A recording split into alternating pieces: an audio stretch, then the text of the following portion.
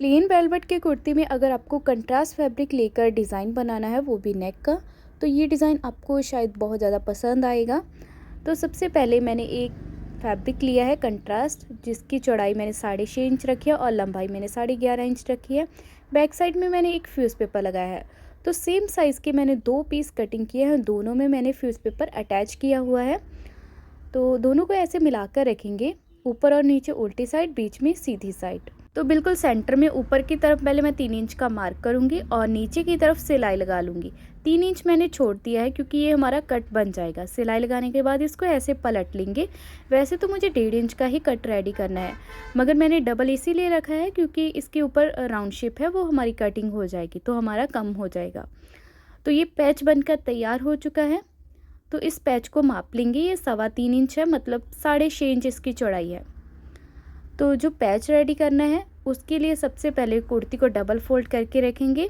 नेक आपको जितना डीप रखना है उतना मार्क करें। 8 इंच मैंने रखा है, 7.5 इंच रेडी करेंगे। तो यहाँ पे कट का निशान लगा लिया। ऊपर की तरफ हम एक राउंड शेप को कटिंग करेंगे। गले की चौड़ाई मैंने रखी है 5.5 इंच। आप 6 इंच भी रख सकते हो या फिर वोट नेक में भी इस तरह का डिज़ाइन है वो रेडी कर सकते हो। राउंड शेप बना लेने के बाद सिर्फ ऊपर वाली राउंड शेप को कटिंग करेंगे। जब ये कटिंग हो जाए तो हमारा जितना भी पैच हम लगाने वाले हैं उसका मार्क करेंगे। जैसे कि यहाँ पे मैं 10 इंच का पैच रेडी चाहती हूँ, तो 10 इंच का पहले नेक के नीचे की तरफ मार्क लगाएंगे क्योंकि वो पैच हम इस कुर्ती में फिल करेंगे। 10 इंच का मार्क लगाया। अभी चौड़ाई जितनी भी उस पैच की हमें दिखानी है, जैसे कि अभी मैंने 2.5 इंच की मार्किंग की है, यानी कि 5 इंच चौड़ा वो हम पैच यहाँ पे दिखाएंगे, तो उतना मार्क करेंगे। तो इन लाइन को दोनों को मिलाकर एक बॉक्स बना लेंगे। अभी कटिंग करना है, मगर इसके ऊपर कटिंग नहीं करना है।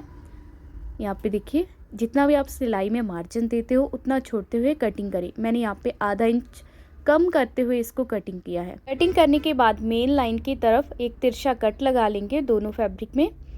तो ये खोलने के बाद कुछ इस तरह का दिखेगा आपको। अभी इसमें ऐड करने वाले हैं गोल्डन कलर की लेस। तो आप कोई भी बारीक लेस, चौड़ी लेस ऐड कर सकते हो। तो ये आधा इंच चौड़ाई वाली लेस है। तो इस डिज़ाइन के 3 साइड में लेस को ऐड करेंगे।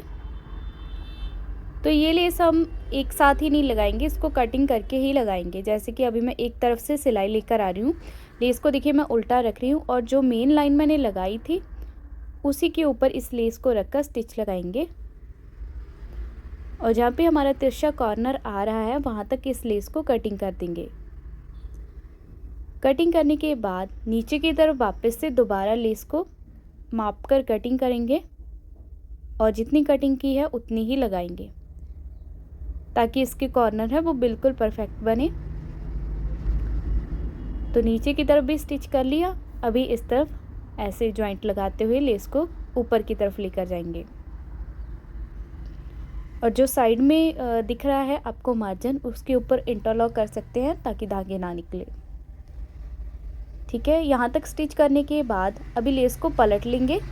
पलट कर खोल कर ऐसे टॉप स्टिच लगाएंगे। ये वाली सिलाई आप स्किप भी कर सकते हो, प्रेस के साथ भी इसको बिठा सकते हो, मगर वेलवेट के ऊपर इतनी ज़्यादा सिलाइयाँ नहीं दिखती हैं तो मैंने यहाँ पर भी सिलाई लगा दी। अभी वापस से पैच के साथ स्टिच करेंगे तो यहीं पर डबल सिलाई आएगी। नॉर्मल कपड़े के ऊपर इस तरह का डिज़ाइन बनाएंगे तो 2 सिलाइयाँ दिखने लगेंगी एक सिलाई के लिए। तो इस वाली सिलाई को आपको प्रेस कर लेना है, तो पैच लगाते वक्त तो सिलाई आनी ही है। अभी ये देखिए स्टिच हो चुका है। इसमें पैच को रखेंगे बराबर रखते हुए। जितना भी पैच आपने मार्जिन के अकॉर्डिंग कटिंग किया था बिल्कुल सेंटर में रखते हुए पिन लगा ले सभी साइड में, क्योंकि वेलवेट के फैब्रिक को जब भी स्टिच करते हैं ये आगे पीछे होता रहता है कुछ इस तरह से। अभी साइड में से सिलाई लगाना शुरू करेंगे।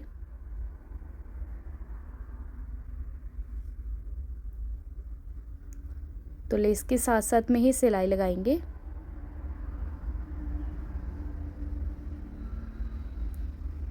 तो ये सिलाई लगा लेने के बाद हमारा जो पैच है वो कुर्ती के साथ अटैच हो जाएगा।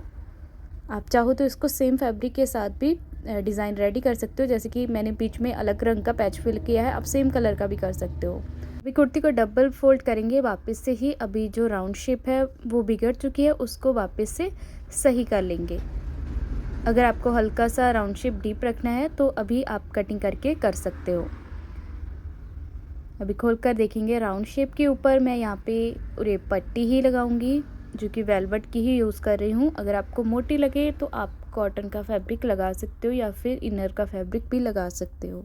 तो वेलवेट की रेप पट्टी को मैं सिंगल करके ही पहले यूज़ करूँगी, और जहाँ पे हमारा कट आएगा उसको खुला रखने के लिए उस कट को खोलकर ही रेप पट्टी लगानी है, ताकि बीच में स्पेस बन जाए पट्टी की फोल्डिंग करने के लिए।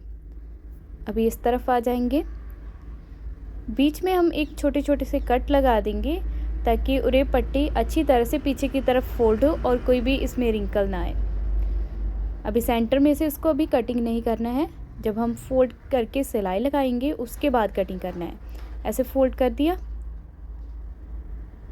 काफ़ी ज़्यादा डार्क फैब्रिक है जिसकी वजह से अच्छे से नहीं दिख पा रहा है। कंट्रास्ट फैब्रिक आएगा आपको आराम से दिखेगा।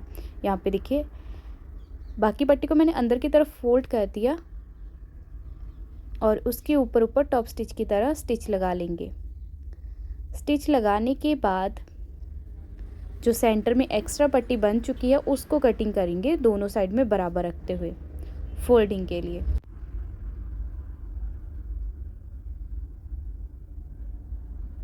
सेंटर में ऐसे कटिंग करने के बाद यहाँ पे बस आपको तुरपाई कर देनी है। अगर आपको रेप पट्टी नहीं लगानी है तो आप बुकरम का नेक भी बना सकते हो इसके ऊपर, या फिर पेस्टिंग पेपर का नेक भी बना सकते हो। तो ऐसे फोल्ड करने के बाद तुरपाई कर ली है और नेक हमारा बनकर तैयार हो चुका है। और कट के नीचे यहाँ पे 3 बटन लगा लेंगे ताकि ये पैच और भी अच्छा दिखने को लगे।